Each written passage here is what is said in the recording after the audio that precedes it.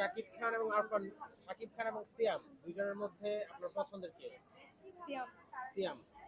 একশোর মধ্যে অভিনেতা হিসেবে সিয়াম এবং শাকিব খান কাকে কত দিবেন?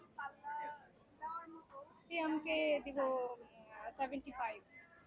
শাকিব খানকে 25, 50। 50। 75 আর 50। আচ্ছা ব্যক্তিগত আচ্ছা, ব্যক্তিগত মত। শাকিবের চাইতে সিয়ামকে কেন আপনার ভালো লাগে? কোন কোন দিকগুলো? এগিয়ে রাখলেন কেন? অবশ্যই সে হ্যান্ডসাম, ভালো লাগে আমার।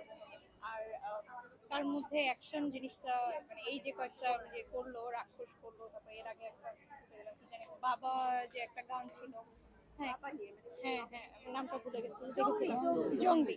তো দুইটাই ভালো লেগেছে এবং এইটা তার থেকেও বেশি ভালো লেগেছে, অ্যাকশনস গুলো আমার কাছে খুব ভালো লেগেছে। আচ্ছা, আপনি মনে করেন যে শাকিব খানের চাইতে সিয়াম আহমেদ হ্যান্ডসাম বেশি? হ্যাঁ আমি মনে করি।